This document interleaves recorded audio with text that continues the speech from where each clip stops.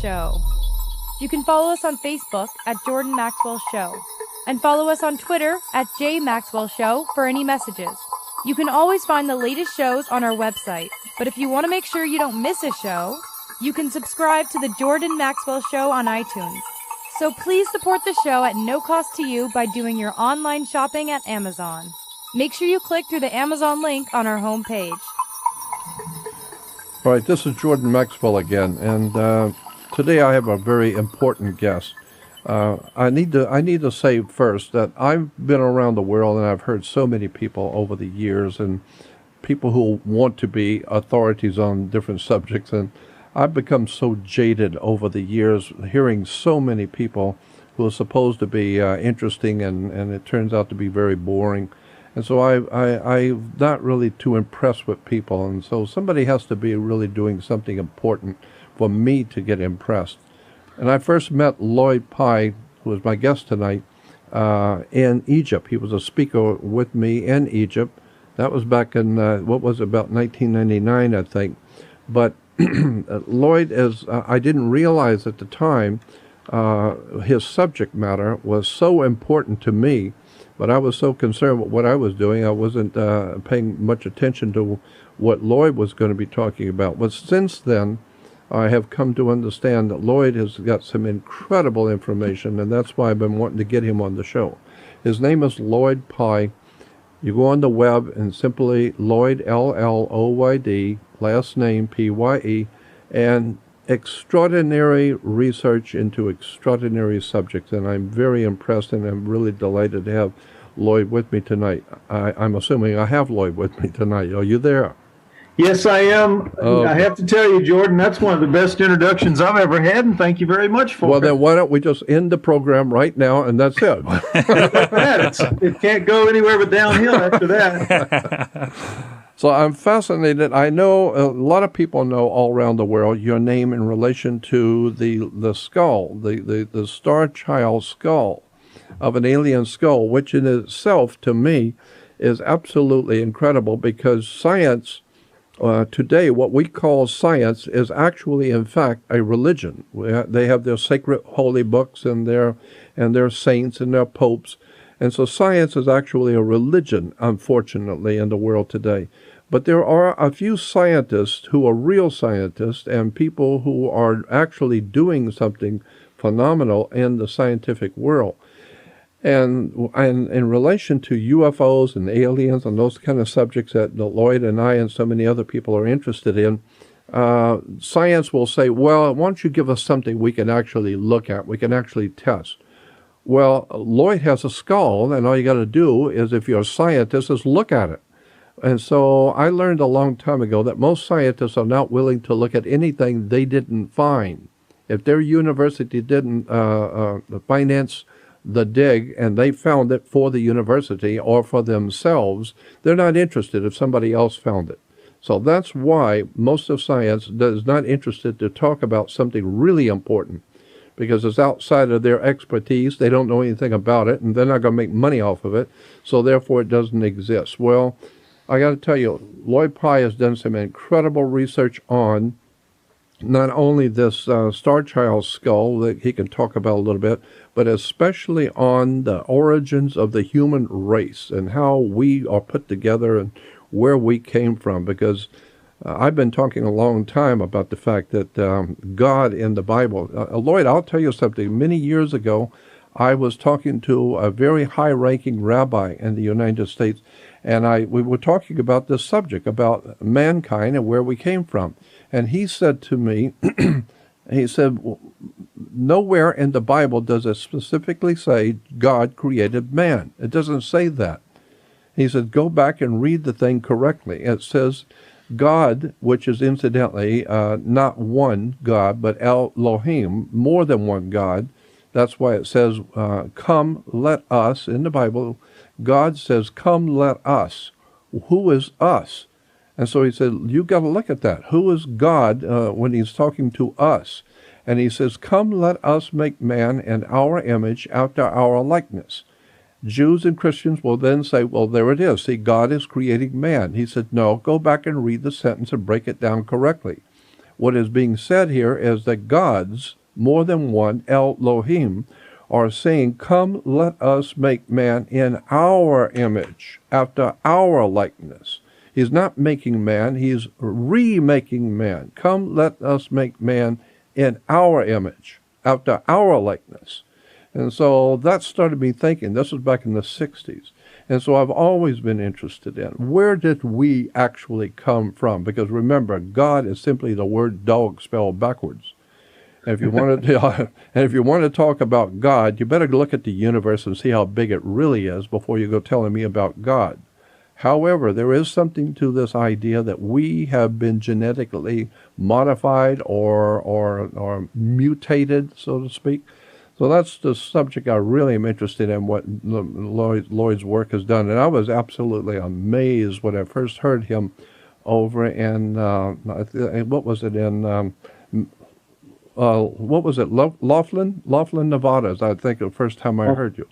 Yeah, Laughlin. Yeah. So why don't you tell us a little bit about your findings on that whole subject of how and what we are and well, how we were I made. tell you what, it's one of my favorite parts of the research that I do too, frankly, although, as you said, most people know me for the research with the Star Child skull, but I did, for the most part, I was a hominoid researcher, hominoids being Bigfoot, the abominable snowman, Yeti, like that. And there are 4 kinds of those, and they dominate around the world. And I know that as soon as you say that to people, and they say, oh, he believes in Bigfoot. Geez, you got to be crazy.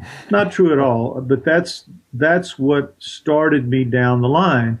But after about 20 years of that, I absolutely knew that everything that science was professing about human development on Earth wasn't true. We did not descend from what science calls prehumans, because if you look at every prehuman up to Cro-Magnons, which are us, which appear about 200,000 years ago, every one of those has a completely different cranial physiology from us. They have these big round night vision type eyes. They have flat foreheads.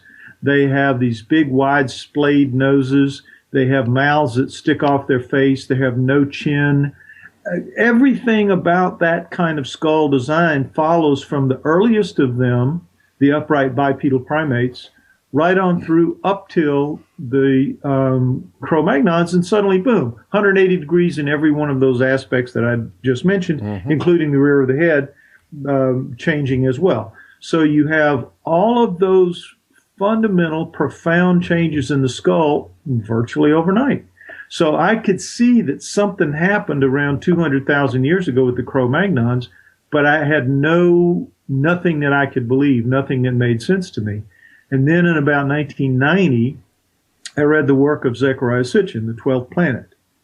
And suddenly I could see, oh, this makes sense. This is scientifically valid, because it verified everything I was believing up to that point, but I had no mechanism to explain how we got here.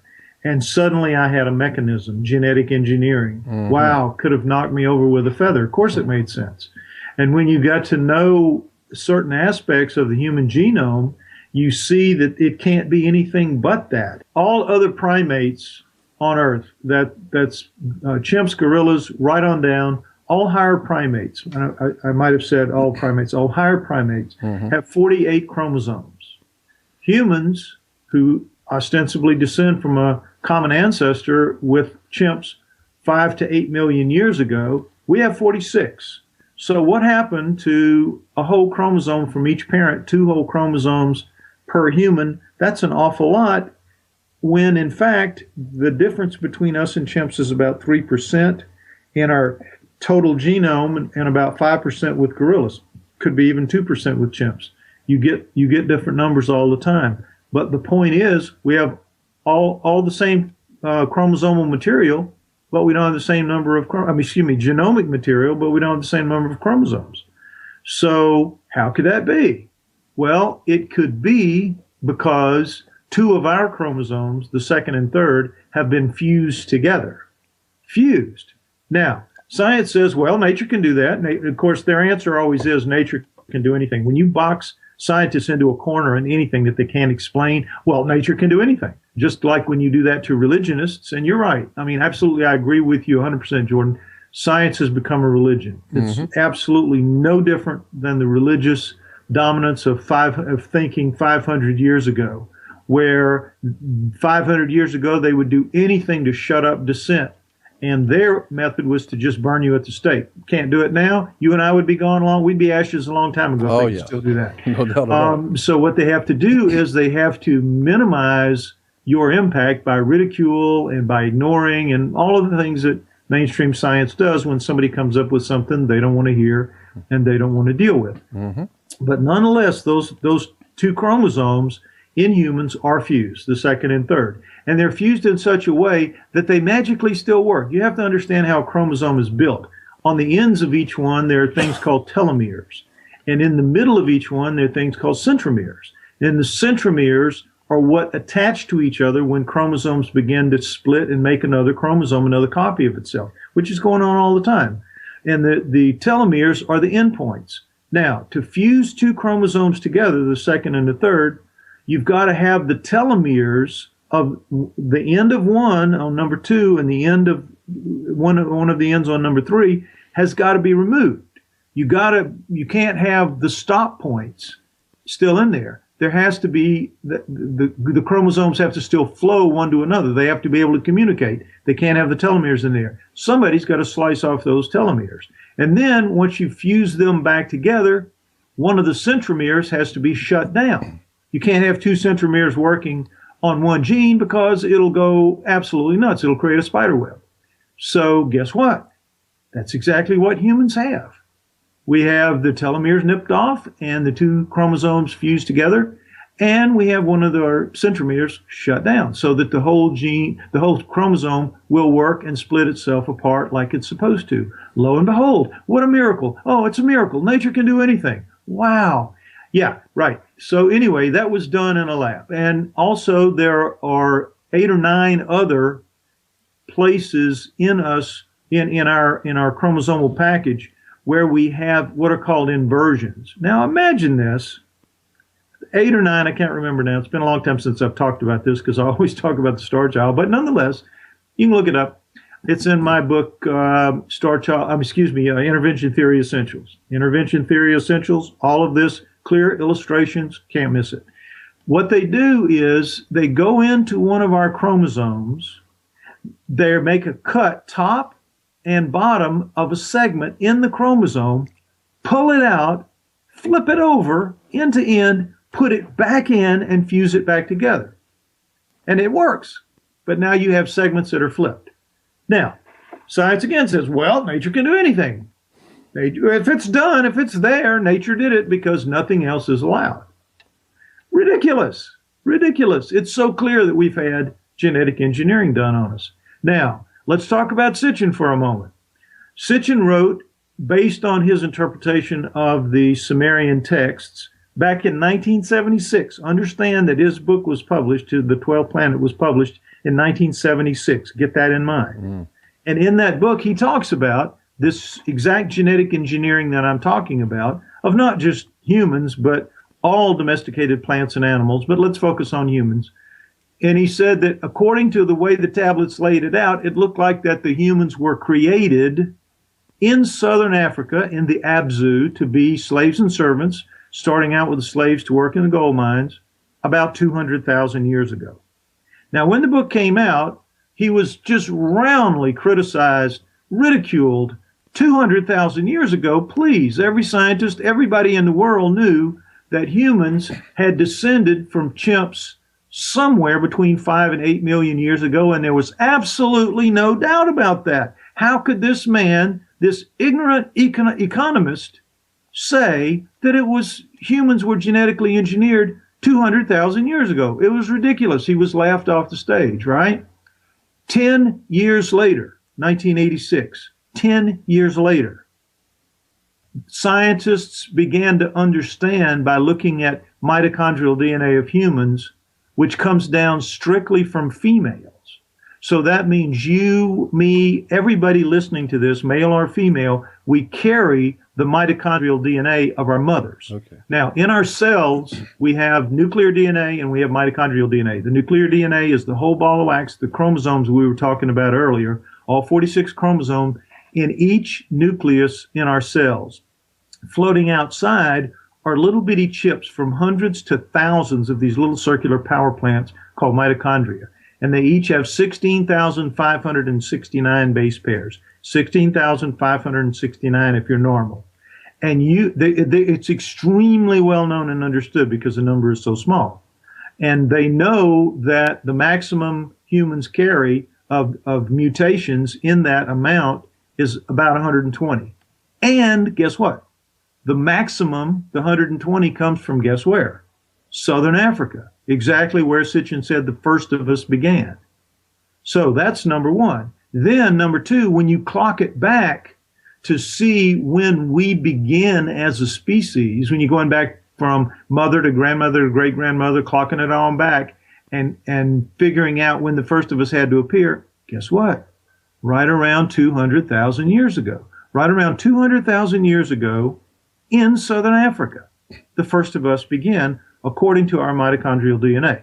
Well, that's what Sitchin said 10 years earlier and was laughed off the stage for it. And there he was calling his shot, like Babe Ruth or Joe Namath or anybody else. 10 years later, was he any apologies offered? Of course not. He was forgotten by then. That part of it was. So at that point, you have a huge, huge battle in the scientific fraternity between the archaeologists and the anthropologists who insist that there had to be the common ancestor with the chimp. Obviously, you can't have us just appear out of nowhere in 200,000 years.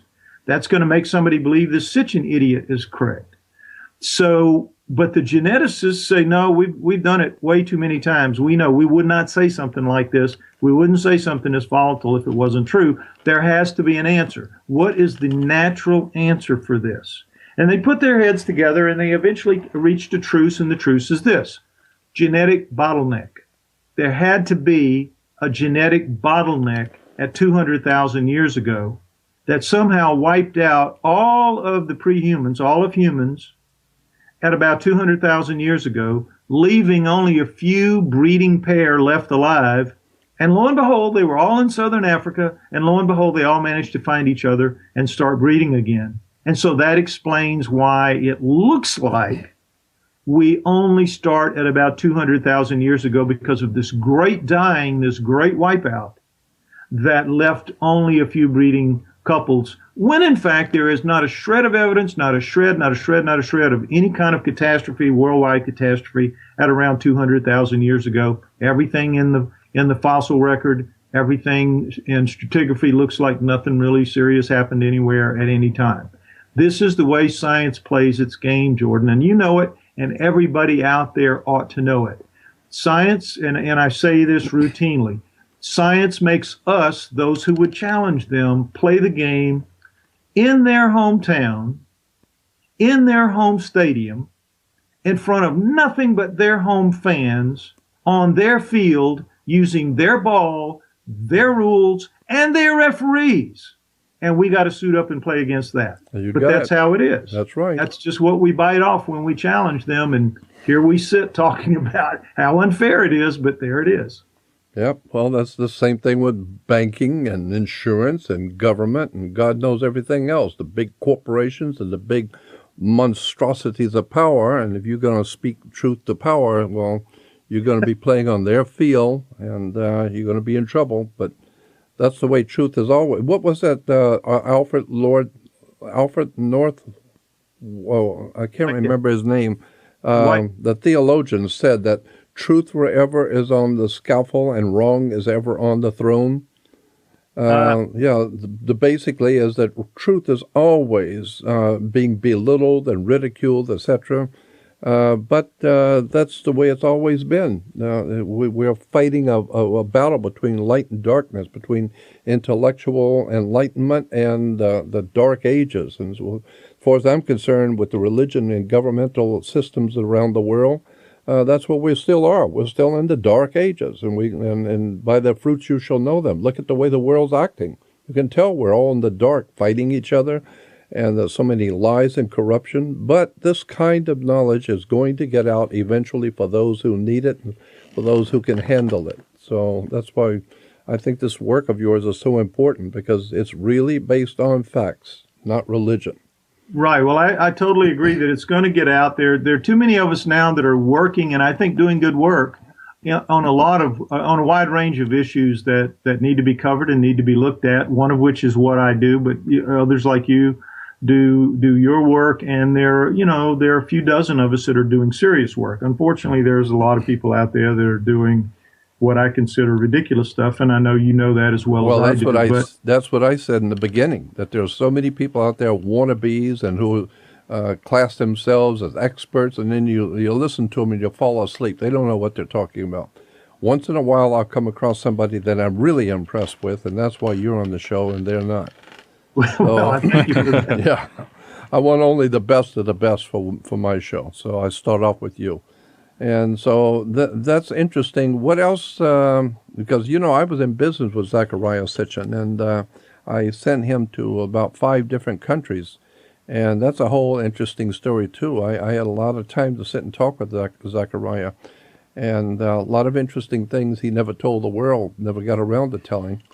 And some of them he said, I'm never going to tell you. So, wow. Well, you should write a book about that. Yeah, well, sounds like a good book. Yeah, I wanted to talk about it, and I thought, no, I better not say anything, just leave it alone. But anyway, I'm really interested in this idea of who created us, and also what's going on, do you think, right now with this, with this whole other world presence that we know is around us? What do you think is going on with us in relation to an extraterrestrial intelligences in the universe watching us? Well, I think, frankly, my position is that they're just waiting for us to kind of grow up and acknowledge that they're there and stop being so childish, provincial, so backward, so. To me, we're like, relative to them, we're like infants crawling around on the floor with dirty diapers. You're right. And we need to get to the point where we stand up and acknowledge, at least go into childhood or adolescence, where we acknowledge that they're there. We know you're there. We know you're a lot better than we are. We know you could help us. We'd appreciate it if you would. We're making a mess of this place. We don't know what to do. We need help. Please give us some help. And if we get to the point where we can do that, maybe they'll come down and help us. That's how I see it. I don't think that we're like lab rats, I think, in the level of our intelligence and sophistication. Not every person on the earth, of course, obviously not, but collectively, we're nothing to be respected. How could they respect us with the way we are? Well, I always say it as a joke, but people will ask me, well, if there are aliens here, why don't they come down here and talk to us and show themselves? And to which I always say, look, I'm human like you, and I don't even want to be seen in your company. Why should I? So true. I don't even want to talk to you myself. Like you, So why would they want to come down and talk to either one of us? I mean, when was the last time you sat down at an anthill and tried to explain Einstein's special relativity theory, right, and tried to show them all the documents and all the paperwork on it to explain to them? They don't even know you're there, and they couldn't care less what you're saying. So I think that's the way the creators are watching us.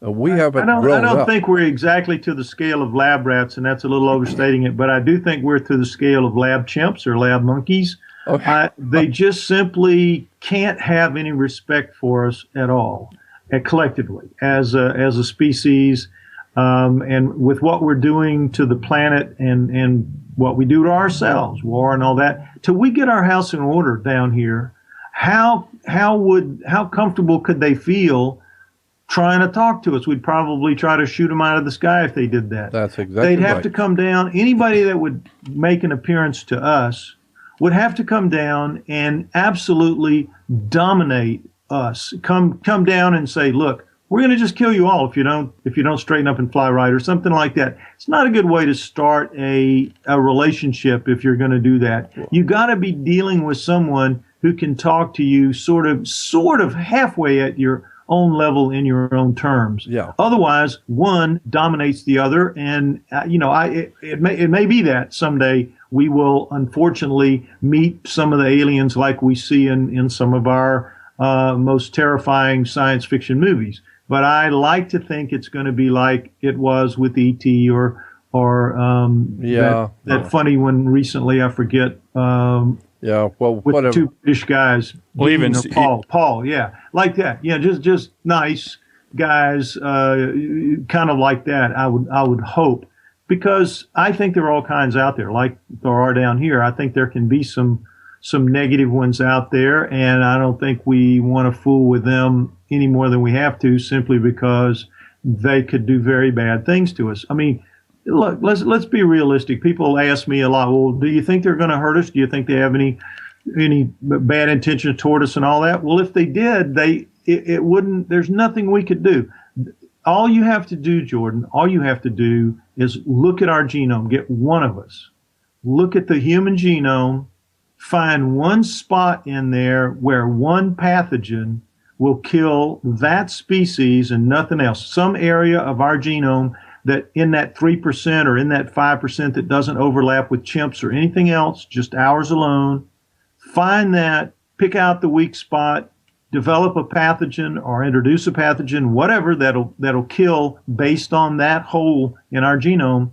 And it would take every human out and leave everything else alive, and you could just start over. If anybody wanted to do that, if they have the capacity to come here, I would think genetically they would have the capacity to do that. So, yeah, I think there's nobody out there really wanting to do us in at this point. Yeah. Yeah, but look at the Black Plague of Europe. Sitchin in his discussions or his books that discuss the Anunnaki and that link to gold and the mining and potentially genetically engineering a better human race to mine for the gold and whatnot. Well, you really, I think, used a very bad term there. Not a better human race. They didn't do that. They were trying to dumb down the Adamu. They were trying to make us physically weaker and substantially dumber, way, way, way dumber than them. They wanted a being with their bodies, basically, that they could have sex with and produce offspring with. But they didn't want their mind in our head. They wanted us to be really, really stupid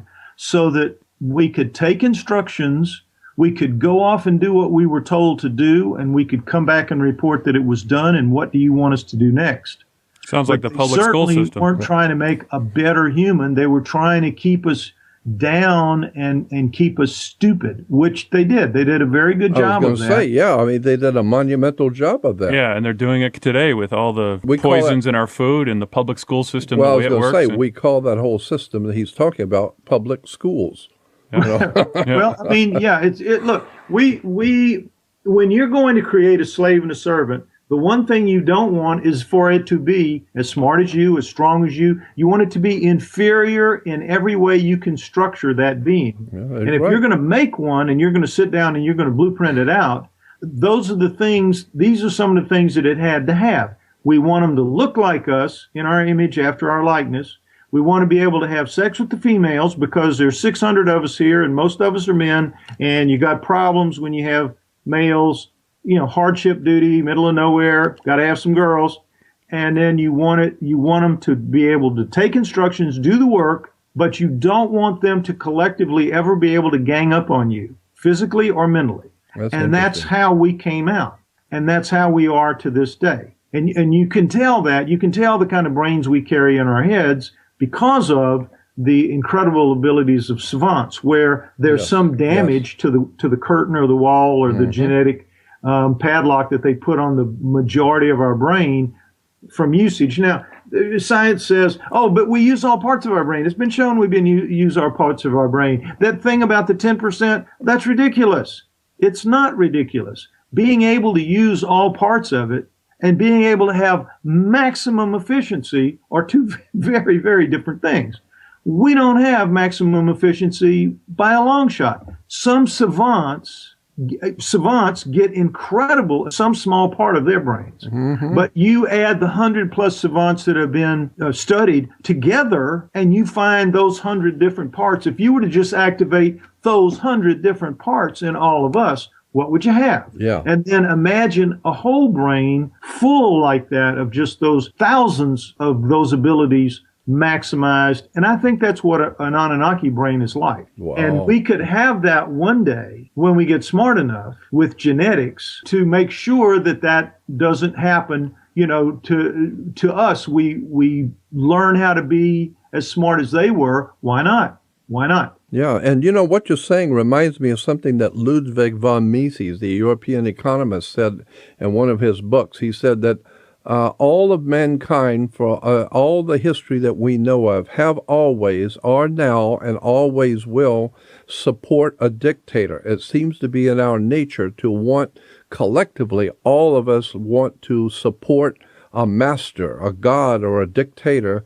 And so we have always done that. We're doing it now. We always will, because it seems, he said, to be in our very nature to want to succumb to a master over us. I mean, and so once in a while you'll get someone breaks out like a Lloyd Pye or Zachariah Sitchin or what, and they're ridiculed because the masses, the herd mentality, wants to crawl on their knees to their masters. And well, it looks like this is probably genetically in us. Jordan, when I lecture of late and write of late, what I've taken to calling it is the sheeple gene. Yeah, you got it. We have a sheeple gene inserted in us, and in most people, as it is with savants, with most of us, we have absolutely a nice, perfect curtain in our brains that block off the vast majority, and I think 10% is probably giving us credit. I imagine we use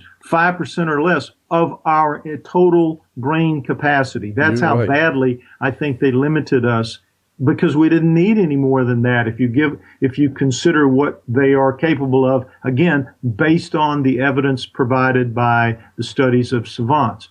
So the sheeple gene normally works right.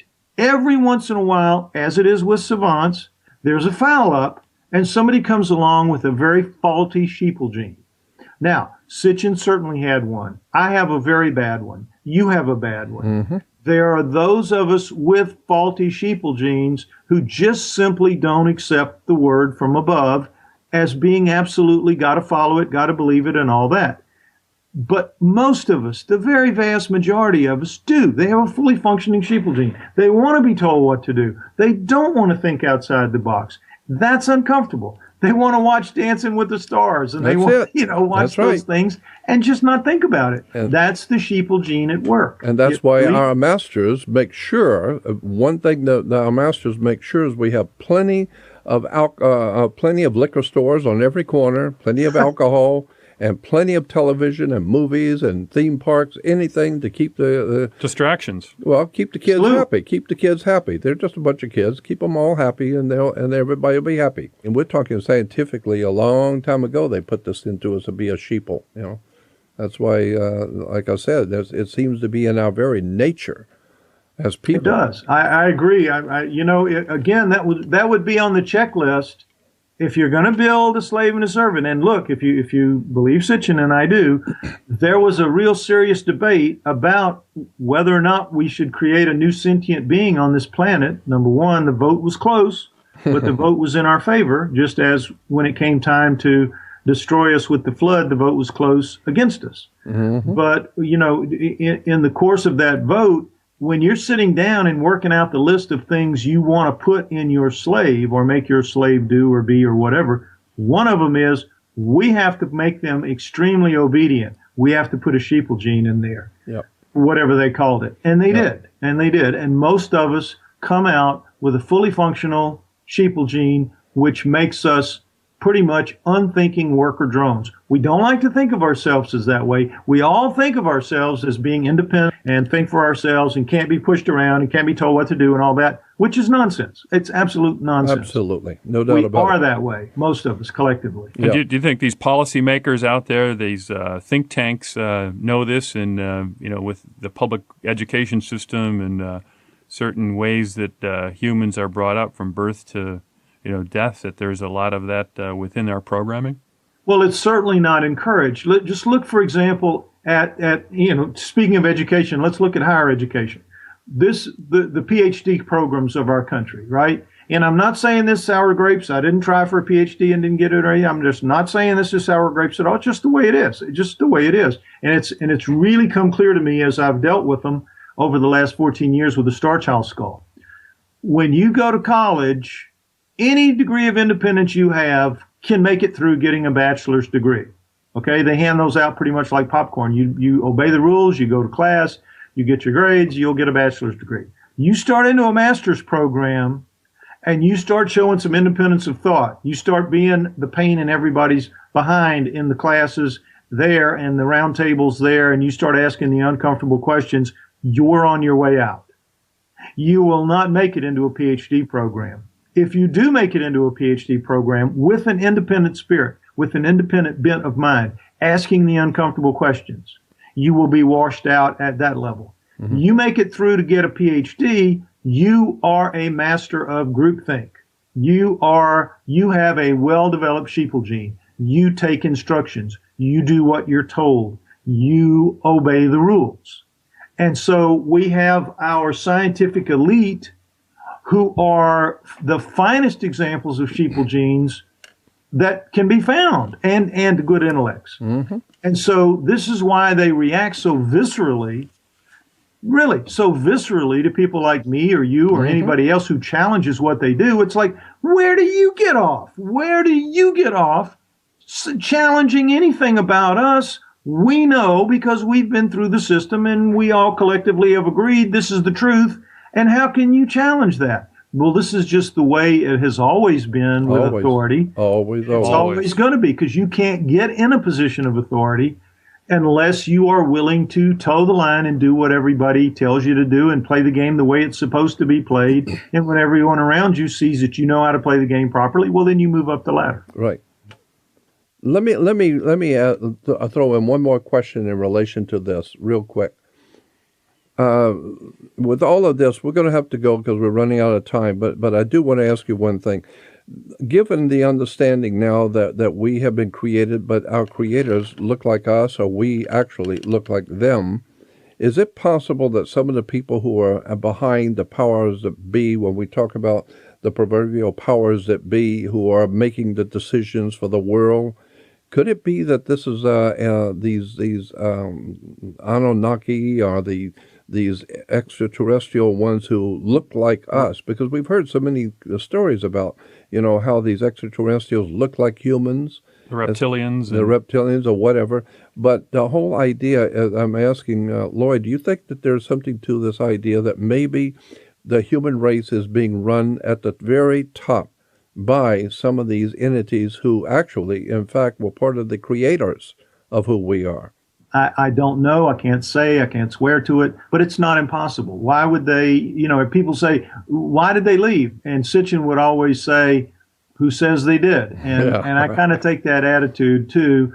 We can't really be sure that they did. I can say this, though. If indeed they are the, quote, heavenly ones or the angels, they have that glow about them. And this is something that people often forget relative to the Anunnaki.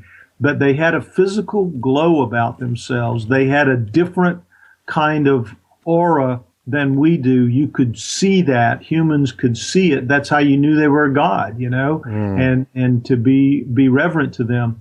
And I explain that. People say, well, how would that be?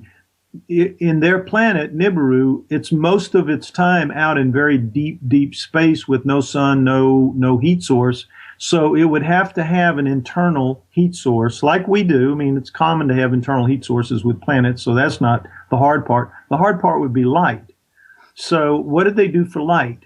Well, I think that they had, like a couple of our planets do in our solar system, they had a kind of phosphorescent kind of glow to them. Mm-hmm. That their air, their everything had to have some kind of phosphorescent glow about it so that there was very low light and they could see. Live their lives and have enough light coming off of that to allow their bodies to function. Otherwise, you have to explain it with they were part of a second sun, a smaller sun, and there's a twin sun out there, and that Nibiru is not exactly like Sitchin described, but it is more like what Andy Lloyd talks about a planet orbiting a smaller sun that comes through. Either way you look at it, they are going to be different than us physiologically and biologically to a certain degree that gives them a physical aura. They vibrate, their bodies function biochemically at a different level than we do and give off that aura. So they would be hard to recognize if we saw one walking down. Wouldn't be hard to recognize if we saw one walking down the street. You'd notice, oh boy, that guy looks like an angel. With the halo and all that. That's where the halo came from. In as much as there are so many halo stories of angels, not halos, but so many glowing stories of angels and all of that, I have to accept that is indeed how they looked. And if that's the case, then they would have to rule us in hiding to a degree. You couldn't have, maybe they shapeshift the way David Icke says. I don't know. But I don't know either. But you're right. Anything's possible. And with that kind of technology, with a race that is far superior to us, who the hell knows? Anymore. Exactly. But anyway, thank you for being with us today, Lloyd, and we want to have you back again. This is an extraordinary science of how the human being got here. Who are we and where are we going, and who created us? That goes into theology, and that's another thing. I'd like to do another show with you just on theology, on the concepts of God and how, who created us, and we've already been talking about that, but that just opens up a can of worms. There's a lot more because, to my mind, well, who created the Anunnaki? Where did they come from? And ultimately, how far back does this go? Because I've heard many people who say they've been abducted, and they ask their abductors, these aliens, are you God? And the aliens always say, no, don't look at me. I'm not God. I'm just smarter than you are.